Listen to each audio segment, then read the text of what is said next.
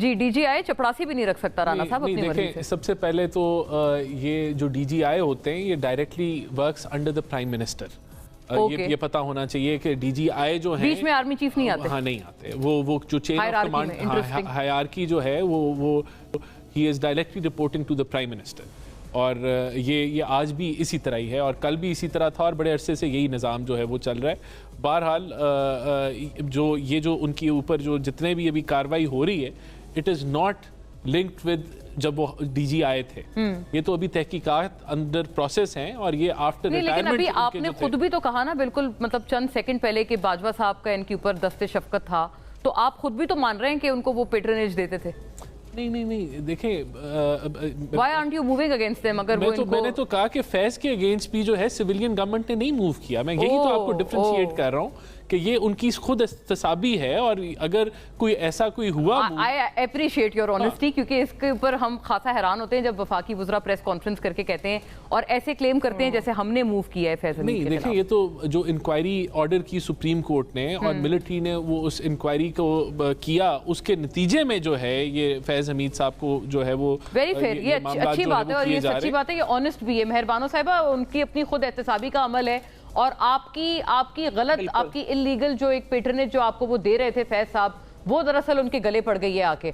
और अब तो साकिब निसार साहब ने भी एतराफ़ कर लिया है कि उनका खासा राब्ता था फैज हमीद साहब से। बेस्ट फ्रेंड्स थे जी। In your favour best friends थे दोनों।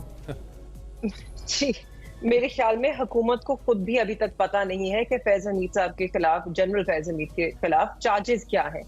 पहले हमने सुना कि क्योंकि सुप्रीम कोर्ट की इंक्वायरी थी वो तो टॉप सिटी के हवाले से थी। अभी इन्हीं हुकूमती जो नुमाइंदे हैं उन्हीं की तरफ से प्रेस कॉन्फ्रेंस में पता चलता है कि असल में उनको ट्राई किया जा रहा है, उनके ताने बाने जो हैं वो 9 मई की कंस्पिरेसी से मिलते हैं, या फिर वो बगावत आर्मी में चाह रहे थे या करने की कोशिश कर रहे थे, या फिर उनकी सियासी मुदाखलत की वजह से। तो पहले ये तो तयन कर लिया जाए शायद कि जनरल फैज के खिलाफ चार्जशीट क्या है। और जहां तक जी बिल्कुल एक इदारा है उसको अपनी अकाउंटेबिलिटी जरूर करनी चाहिए है, बहुत अच्छा है। और अगर तो इस बिना पर हो रही है कि सियासी मुदाखलत जो उन्होंने की, जो उनका किरदार रहा, तो बहुत अच्छी खुशाइन बात है। मेरे ख्याल में हर सर्विंग और रिटायर्ड जो भी आर्मी में रह चुके हैं इन्हीं ओहदों पर, उनके ऊपर भी इंक्वायरी होनी चाहिए है, क्योंकि ये तो सब एतराफ करते हैं कि इस मुल्क में मुदाखलत होती रही है, हो रही है आज भी।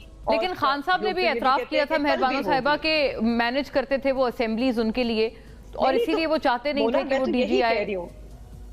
तो मैं किसी एक बंदे की बात नहीं कर रही ना, मैं तो I am talking of on a broader spectrum कि सब इस बात को तस्लीम करते हैं कि मुल्क में मुदाखलत होती है सियासी, जो कि इनके हल्फ के खिलाफ है। तो अगर इदारा इस तरह की अकाउंटेबिलिटी कर रहा है, बहुत अच्छी बात है, हम वेलकम करना चाहिए। गो बैक टू, अगर क्योंकि जिसकी चल रही है मेहर साहिबा, ये क्या PTI की तरफ या खान साहब की तरफ नहीं जानी चाहिए कि आप क्यों कहते थे उनको कि आप उनके लिए गैर कानूनी तौर पर असेंबलीज मैनेज करें, और जैसे वोट ऑफ जो ये सेनेट के चेयरमैन के खिलाफ वोट था वो भी उन्होंने डिफीट करवाया था, आज भी उन्हीं से बात करना चाहते हैं। आज भी वो कहते हैं आप लोग उन्हीं से बात करना चाहते हैं। अब आप फिर दूसरी तरफ कहते हैं अकाउंटेबिलिटी करें कि ये सियासत में क्यों आ रहे हैं। नहीं, हम तो कह रहे हैं अकाउंटेबिलिटी करें। इनसे पूछें इनको फॉर्म 47 लाख की किसने दिए। सारा इनका जो भरम है वो टूट जाएगा। देखिए, मैं एक बड़े ब्रॉडर इशू पे बात कर रही हूँ। बिल्कुल होनी चाहिए है अकाउंटेबिलिटी, आज भी होनी चाहिए है। क्या आज मुदाखलत रुक गई है? हमें सबसे पहला बुनियादी सवाल तो ये पूछना होगा, बिल्कुल सही सवाल ये है। जो अकाउंटेबिलिटी का अमल होता है, अकाउंटेबिलिटी का अमल हम शुरू करते हैं जब हम कहते हैं एक चीज, एक गलत हरकत थी, नहीं होनी चाहिए। बट मेहर साहिबा, आप लोग भी तो मुदाखलत ही मांग रहे हैं ना, अगर आप कह रहे हैं कि आप सिर्फ बातचीत नेगोशिएशंस आर्मी से करेंगे। नॉट एट ऑल मोना, हमने बिल्कुल मुदाखलत नहीं मांगी। हम तो बात ही यही करना चाह रहे हैं कि इस मुदाखलत को बंद करें। इसलिए मिलना चाह रहे हैं कि ताकि बोले मुदाखलत बंद करें। आईनी हदूद में रहकर अगर काम करेंगे तो अदालतों पे जो प्रेशर है, एक दफा मुदाखलत कर लें फिर ना करें। अपने आप को दिया, नैब अमेंडमेंट आप लोगों ने की अपने आप को बचाने के लिए। कानून में, आइन में चेंजेस आप करते हैं जैसे आपको सूट करते हैं। जब आपको सूट किया तो आप ट्राइब्यूनल्स के हवाले से एक ऑर्डिनेंस ले आए। जब आपको सूट किया तो आपने नैब की जो मुद्दत है इन्वेस्टिगेशन की उसको बढ़ा दी। जब आपको सूट करेगा, ये बात तो है वैसे राणा साहब, इस तरह की कुछ भी नहीं मिला तो आपने नए ज्वेलरी सेट निकाल लिए। ये आपको अपॉर्चुनिस्टिक लेजिस्लेशन, आपकी तरफ से हमेशा आती रही है, और मुदाखलत की बात होगी तो ये 90 की दिहाई तक जाएगी मेरे ख्याल में। जो ट्रूथ एंड रिकंसिलिएशन की जब बात होती है तो आइए यहीं से शुरू करते हैं। हाँ, ये वैसे इसहाक डार साहब नायब वजीर आजम है, वो हमारे प्रोग्राम पे भी उन्होंने बात की थी, ट्रूथ एंड रिकंसिलिएशन का एक फोरम बनाया जाए।